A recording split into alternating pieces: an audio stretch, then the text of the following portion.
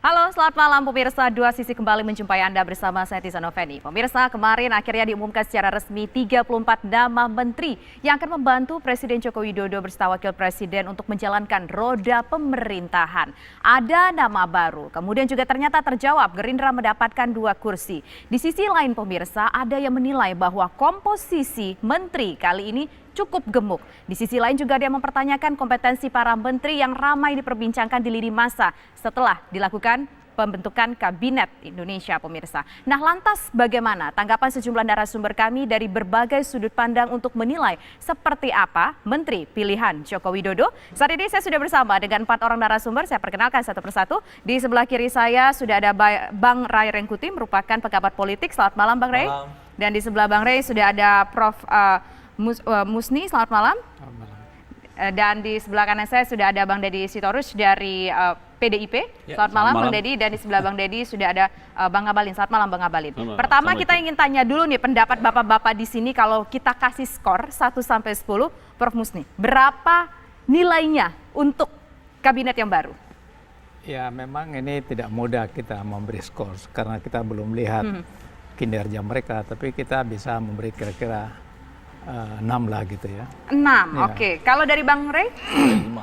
5. Kita catat ya, 5, 6 dari Bang Deddy. Setidak-tidaknya 8. 8, cukup tinggi nilainya. Ya. Bang Ngabalin? 8,5. 8,5 paling tinggi. Kita tanya yang paling rendah dulu deh, kenapa? 5 kenapa Bang nilainya 5? 50-50 nih Bang kalau 5 Bang. Pertama menurut saya banyak melibatkan ketua umum partai dan kalau kita ingat komitmen Pak Jokowi dari dulu sebenarnya kan beliau menginginkan kabinet itu minus dari jabatan-jabatan struktural di partai kan, itu pertama. Yang kedua masih ada nuansa nepotismenya, ada abang, ada adek, ya kan, ada ini dan seterusnya dalam unsur kabinet ini gitu. Yang ketiga ada orang yang sudah berhenti, menyatakan berhenti menjadi anggota DPR, dipilih lagi jadi anggota kabinet sekarang, lalu berhenti lagi jadi DPR gitu, dan itu diterima juga oleh Pak Jokowi gitu ya. Yang keempat, hampir semua anggota kabinet dari yang strategis, ya strategis itu ada 2 lah ya, strategis di bidang ekonomi dan juga di bidang elektoral itu relatif dikuasai oleh partai-partai. Oke. Jadi yang ekonomi hampir banyak dikuasai oleh partai politik, meski tidak semua. Oke. Dan di kabinet yang sifatnya memiliki efek elektoral yang kuat juga diambil oleh partai-partai politik. Nah yang kelima, penempatan orangnya juga menurut saya menggambarkan kurangnya independensi Pak Jokowi untuk menentukan orang gitu. Sebagai contoh misalnya, bagaimana menerima mantan anggota kabinet yang berhenti di tengah jalan lalu diterima lagi gitu. Penjelasannya apa? Itu tunggu dulu. Yang kedua, misalnya anggota kabinet yang oleh mungkin banyak orang dianggap kinerjanya biasa-biasa saja, tapi karena anggota partai politik juga masih diterima oleh Pak Jokowi sebagai anggota kabinet sekarang ini gitu. Jadi dari setidaknya 5 itu tentu banyak lagi alasan karena Anda nggak sabar lagi menunggu penjelasan kita udah dapat berikutnya. poinnya begitu ya Bang ya. Nah kita tanya dulu nih Bang, ini kalau ada abang, ada adik, ada menteri yang sudah keluar jadi anggota DPR, kemudian ternyata ditarik lagi nggak jadi anggota DPR, masuk lagi menjadi kabinet. Ini tampaknya ditujukan dua-duanya PDI loh Bang. Ya pertama begini, Pak Yasona Lauli itu terpilih menjadi anggota DPR. Ya, nah ketika dia mau dilantik, ketika dia harus mengikuti kegiatan, waktu itu misalnya program di Lemhanas bagi anggota DPR RI terpilih, kan dia tidak bisa berada di situ sebagai anggota DPR dan sebagai Menteri Hukum dan HAM. Jadi secara etika, ya, secara hukum, beliau harus mundur dari menteri agar bisa mengikuti kegiatan itu. Karena nggak mungkin dia membawa dua domain, misalnya sebagai menteri dan sebagai anggota DPR itu malah tidak etis. Ya, jadi saya kira itu yang sangat jelas. Jadi dilakukan bukan karena hal-hal lain, tapi memang etika dan hukum mensyaratkan itu. Itu yang pertama. Lalu yang kedua soal abang adik, saya kira bisa ditanya ke Pak Jokowi, karena saya kira beliau yang dituju itu kan mungkin Jaksa Agung ya. Dipilih pasti kalau menurut saya bukan karena dia adiknya Pak T.B. Hasanuddin. Tapi namanya selama ini tidak terdengar loh Bang. Ya, nama bahkan Jaksa oleh Agung kita itu, tidak Bang. pernah terdengar, bahkan Ada sampai juga dari PKB, momen jangan lupa. Kenapa? Ada juga dari PKB, jangan lupa. Oh iya, ya, Karena kan yang katanya saya kan dulu diambil dong, ini kan. kan yang PDIP. ya. Karena kan katanya untuk Jaksa Agung ini dari kalangan profesional, tidak akan terkait dengan partai. Ya. Tapi nyatanya akhirnya hari ini ada yang berkoar, salah satu diantaranya ternyata Jaksa Agung ini Ya. adalah adik dari salah satu petinggi partai di PDIP. Ya adik ya. Adik kan manusia yang independen. Boleh ditanya ke Pak Jokowi, apakah beliau diangkat karena dia adiknya Pak TB Hasanuddin? Dan siapa Pak TB Hasanuddin di partai misalnya? Kita aja nggak kenal beliau. Jadi beliau memang benar-benar profesional. Dia pernah Jaksa Agung muda, ya, dan sudah lama pensiun. Tidak pernah sekalipun terlihat di partai. Tidak ada hubungan dengan orang partai. Jadi terus terang aja di kita itu adalah pilihan Pak Jokowi. Nah kalau yang lain saya nggak mau komen. Karena itu bukan ranahnya Kemarin saya. saya berwawancara dengan Prof. Mahfud MD mengatakan bahwa sebetulnya dari awal beliau itu diplot menjadi Jaksa Agung. Tapi in the end sehari menjelang pelantikan ternyata karena masalah teknis ini menurut pengakuan dari Prof. MD beliau menjadi Menko Polhukam. Ya, itu mungkin boleh ditanya sama Pak Mahfud ya. Yang Tapi saya gini, tahu, Bang, dengar ini dulu, saya dengar dulu. tanya- Yang saya tahu sampai dipanggil itu tidak pernah disebutkan portofolio. Hanya 2 orang menteri yang calon yang waktu itu langsung diperbolehkan menyebut portofolio, yaitu Pak Luhut Panjaitan dan 3 Pak Prabowo dan Ibu Sri Mulyani. Ya, jadi kalau yang saya dengar kenapa Pak Mahfud MD yang ditunjuk jadi Menko Polhukam, karena selama ini begitu gencar framing bahwa pemerintahan Jokowi itu mengedepankan pendekatan koersif, lalu tidak terhadap demokrasi. Nah Itu kalau kan untuk banyak Jaksa Agung survei. ini kalau menurut Abang apa yang menjadi standarnya atau menjadi pertimbangan dari presidennya sendiri untuk Beliau Jaksa Agung muda, bekas Jaksa Agung muda, dan boleh di-track ke belakang rekam jejak beliau. Apakah memang benar-benar ada bersentuhan dengan partai, bersatu dengan kasus-kasus yang kemudian punya dark side misalnya? Kita tidak melihat itu. Kecuali publik bisa membuktikan bahwa dia pernah punya korelasi dengan partai politik, pernah melakukan kasus-kasus yang dipertanyakan, maka legitimate kalau kemudian digugat oleh publik.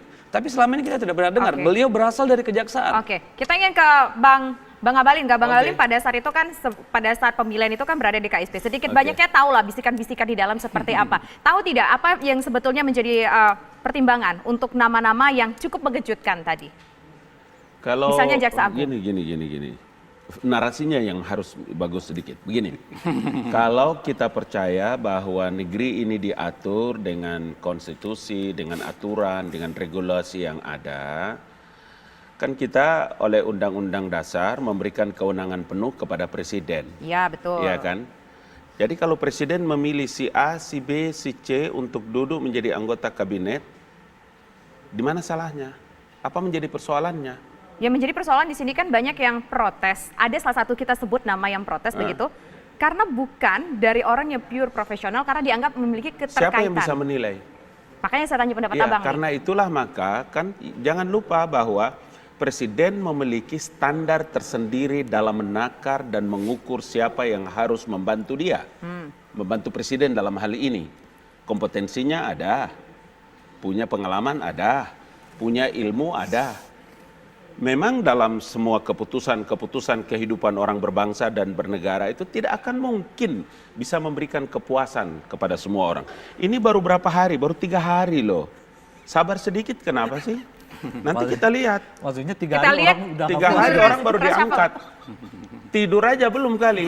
Bang, Lihat sabar dong. dikit kenapa? Kenapa? Bang Red baru Gimana 3 hari masalahnya? tidur aja Dengar belum. dulu, Gimana Cak. Dengar dulu, masalahnya? Cak. Gimana? Kalau Anda menyoroti tentang kakak, adik, anak, dan saudara atau nepotisme, saya mau bilang kepada Anda bahwa gugatlah itu sirah nabawiyah.